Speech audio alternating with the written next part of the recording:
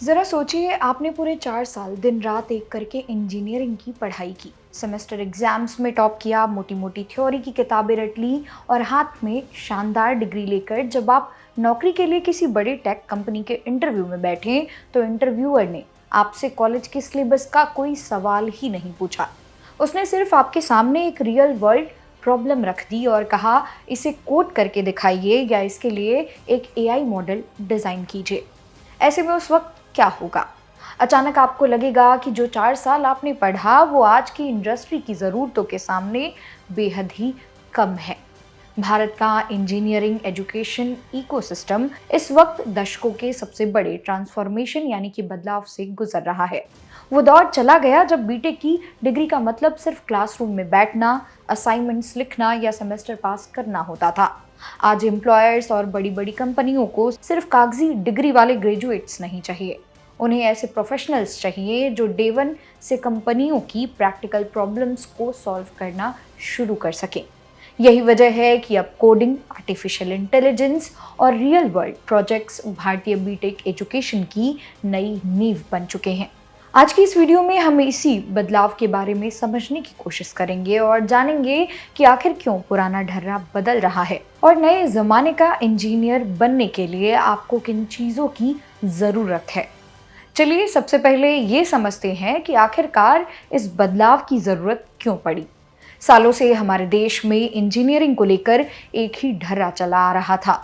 Syllabus कई साल पुराना था, लैब्स पुरानी मशीनों पर प्रैक्टिकल होते थे और पुराना जोर इस बात पर होता था कि थ्योरी एग्जाम में ज़्यादा से ज़्यादा सीजीपीए कैसे लाया जाए।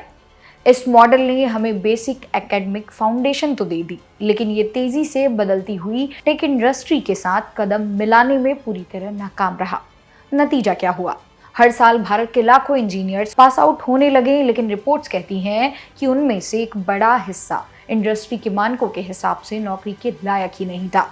कंपनियों को इन ग्रेजुएट्स को नौकरी देने पर रखने के बाद 6 से 12 महीने की अलग से ट्रेनिंग देनी पड़ती थी, जिस पर करोड़ों रुपए खर्च होते थे। लेकिन आज की कंपनियां, चाहे वो गूगल, माइक्रोसॉफ्ट हो या फिर कोई नया टेक स्टार्टअप, उनके पास इतना वक्त नहीं है। टेक की दुनिया हर महीने बदल रही है। जो टेक्नोलॉजी आज ट्रेंड में है वो 6 महीने बाद पुरानी हो जाती है। ऐसे में अगर कोई छात्र सिर्फ पुरानी किताबों के भरोसे रहेगा तो वो रेस में बहुत पीछे छूट जाएगा। इसी गैप को भरने के लिए अब देश के टॉप इंजीनियरिंग कॉलेज और यूनिवर्सिटीज अपने करिकुलम को पूरी तरह बदल रहे हैं। अब बात करते हैं उस नए फाउंडेशन की जिसके बिना आज का इंजीनियर पूरी तरह अधूरा है। इसमें सबसे पहला नाम आता है आर्टिफिशियल इंटेलिजेंस और मशीन लर्निंग का। आज आप किसी भी ब्रांच से बीटेक कर रहे हो, चाहे वो कंप्यूटर साइंस हो, मैकेनिकल हो, सिविल हो या इलेक्ट्रिकल हो, एआई का नॉलेज अब सबके लिए अनिवार्य होता जा रहा है। मैकेनिकल इंजीनियर को अब ऐसी गाड़ियां डिज़ाइन करनी है जो एआई आधारित ऑटोनोमस ड्राइविंग पर चलती हैं। सिविल इंजीनियर्स को स्मार्ट सिटीज़ और इंफ्रास्ट्रक्चर के लिए एआई डेटा का इस्तेमाल करना पड़ रहा है। यानी एआई अब सिर्फ कंप्यूटर साइंस की बपौती नहीं रहा, यह हर इंडस्ट्री का कोर बन चुका है। इसके साथ ही कोडिंग अब एक बेसिक स्किल बन चुकी है, ठीक वैसे ही जैसे स्कूल में पढ़ना लिखना सिखाया जाता है। कोडिंग सिर्फ सॉफ्टवेयर इंजीनियर बनने के लिए नहीं, बल्कि आपकी लॉजिकल थिंकिंग और प्रॉब्लम सॉल्विंग एबिलिटी को बढ़ाने का सबसे बेहतरीन जरिया है। नई शिक्षा नीति और बदलते दौर में अब कोडिंग को फर्स्ट ईयर से ही सभी ब्रांच के छात्रों के लिए जरूरी बनाया जा रहा है, ताकि उनके सोचने और काम करने का नजरिया पूरी तरह से डेटा ड्रिवन हो सके। पहले क्या होता था? फोर्थ ईयर में छात्र इंटरनेट से कोई पुराना प्रोजेक्ट कॉपी पेस्ट करके सबमिट कर देते थे और उन्हें नंबर अच्छे खासे मिल जाते थे। लेकिन अब कॉलेज कैपस्टोन प्रोजेक्ट्स और लाइव इंडस्ट्री प्रोजेक्ट्स पर जोर दे रहे हैं। इसका मतलब है कि छात्रों को कॉलेज के दौरान ही किसी असली कंपनी की असल समस्या पर काम करना होता है। एग्जाम्पल के लिए, अगर किसी लॉजिस्टिक्स कंपनी को डिलीवरी रूट ट्रैक करने में दिक्कत आ रही है तो छात्रों की टीम एक ऐसा ऐप या एल्गोरिदम तैयार करेगी जो उस दिक्कत को लाइव दूर कर सके। अब पैच।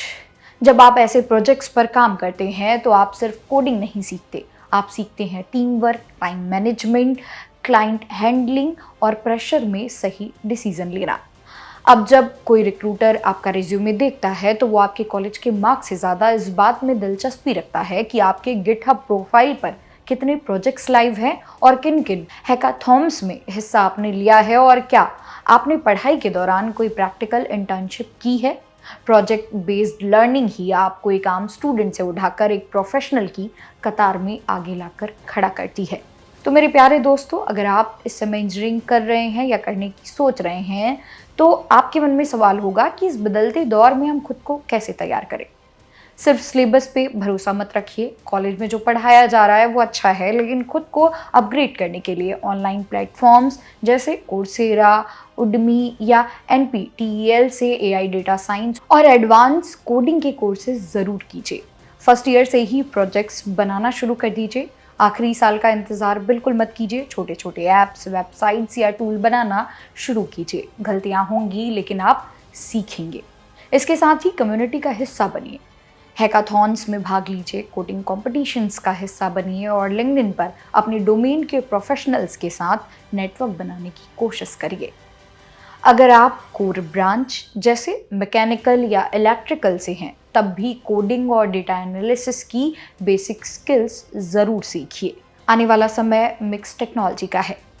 यही है दोस्तों कि आज बदलाव प्रकृति का नियम है और हमारा इंजीनियरिंग शिक्षा का यह बदलाव भारत के युवाओं के लिए एक वरदान साबित होने वाला है।